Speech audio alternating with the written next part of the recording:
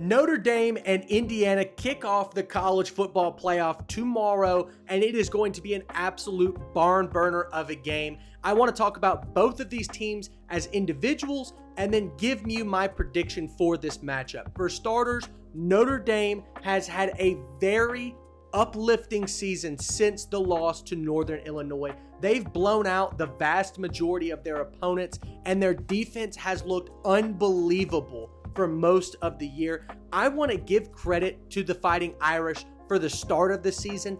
That road win versus Texas A&M looks much better now than it did at the beginning of the year. Mike Elko at Texas A&M put together one hell of a first season, and so I tip my cap to Notre Dame for winning that game. Those kind of games matter when judging a playoff contest like this, where you have two teams with very few similar opponents, and you've got to figure out what team does what better. When it comes to Notre Dame, they know how to absolutely pound the rock. Now, they're number 2 in the country in yards per carry. They're averaging over 6 yards per carry. However, I believe they're only 67th in the country in rushes per game, yet number 22 in the country in yards per game on the ground, which is astounding. This shows me that this run game is consistent, explosive, and it can do it in all types of environments. The one that I specifically want to talk about is that Texas A&M game. There were a ton of people talking about how the A&M defensive line was one of the best in the country, and it turns out that it was one of the best ones in the country, but Notre Dame was still able to have its way and get a gutsy win on the road. I was very impressed. Now, the Northern Illinois loss, unbelievable when it comes to what this Notre Dame team ended up being. I can't believe that they lost that game. I don't think that will happen again under head coach Marcus Freeman. When it comes to getting your team up for those type of games, it can get tough. Ask Nick Saban, who was tied with the Citadel at halftime in the prime of the Alabama dynasty. So I get the loss in terms of like, oh, it happens, but when trying to judge a team like this for the college football playoff, like those are just red flag alarm bells in my opinion. But regardless, this Notre Dame defense is one of the best in the country. Honestly, they might be the best in the country in my opinion. Top 5 in scoring, top 5 in almost every major statistical category, especially the run game. This Notre Dame defense has done an excellent job of 1, suffocating quarterbacks, and 2, absolutely obliterating the run game. The one outlier that I want to talk about is the last game that they played versus USC. Now, of course, I get it. Notre Dame was on the road at USC. They won the game, but the Trojans put up 35 points. Their quarterback, who only has started like 2 or 3 games, put up 360 yards. They put up almost another 200 yards on the ground.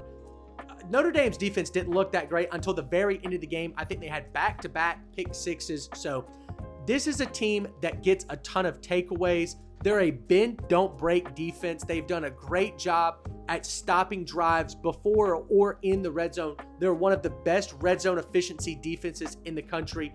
They have stars everywhere. The one that I want to specifically talk about a little later is Benjamin Morris in the corner, one of the best in the country.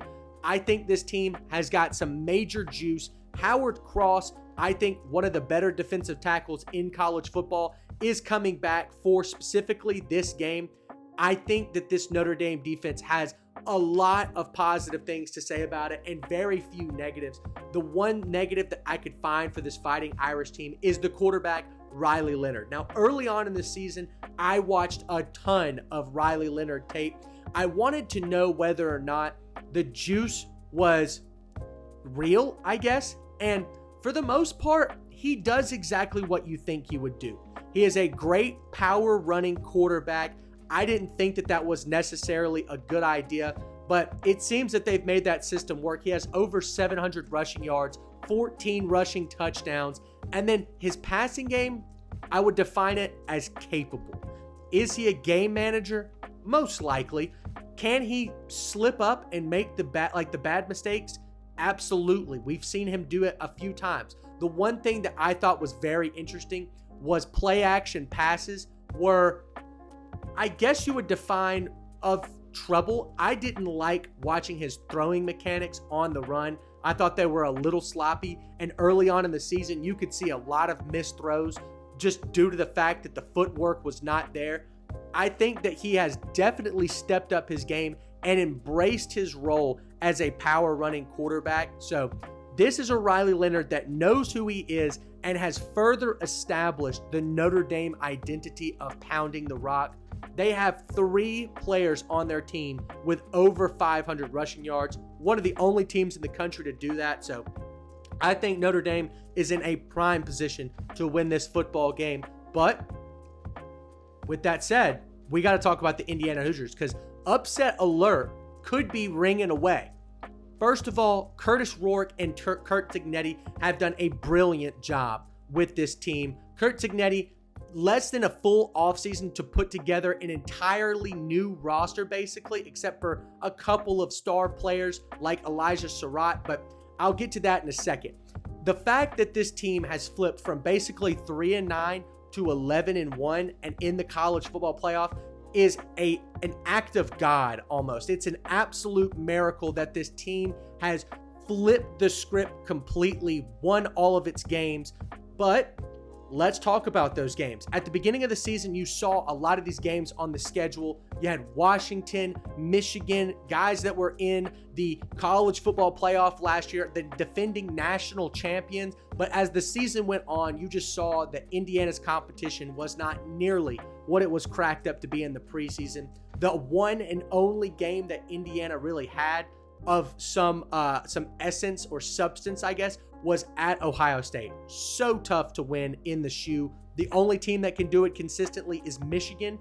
And I don't blame Indiana for losing that game. And in my opinion, that game was not the blowout that people thought that it was. The special teams play from Indiana absolutely cost them that game. Do I think that Indiana would win that game in the shoe?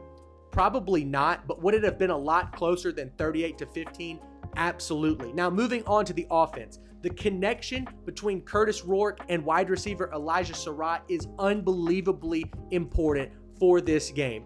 And the reason that I'm saying that is because in clutch moments, that is where Curtis Rourke likes to lean. He wants to give the ball on third down in the red zone late in the game to Elijah Surratt because he is a phenomenal playmaker.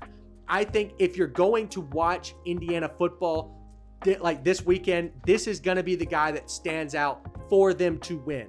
When you're looking at the defense, though, Aiden Fisher, their leading tackler, and Mikhail Kamara, their best defensive lineman, are the X factors for stopping this Notre Dame time management. I think Notre Dame wants to go into this game, have an absolute slugfest between the hashes in the line of scrimmage. I think they want to lean on their offensive line and put pressure on Indiana's defense to make big plays in the running game.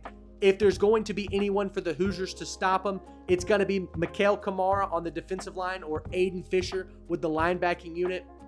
I think that they're capable, but yet I haven't necessarily seen it just yet. We saw them face up against Travion Henderson and Quinshawn Judkins, and I believe they held them to under 100 yards rushing, but still Ohio State was averaging over 4 yards a carry between those two star backs. I think Notre Dame is kind of primed into that position to establish a very similar type game. All that being said, let's get into our prediction. Key matchups that I've got: Notre Dame's run offense versus Indiana's run defense is going to be a freezing cold game up there. Both teams have been playing in this cold weather now for at least a month, if not more.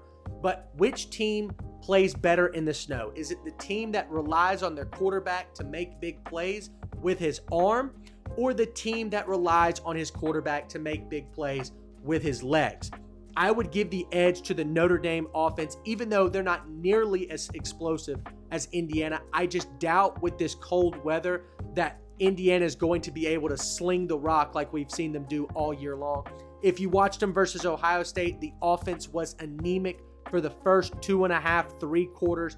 We'll probably see more of the same. I think Notre Dame can put Indiana's offense into a chokehold. The next matchup that I want to talk about is Curt Cignetti versus Marcus Freeman.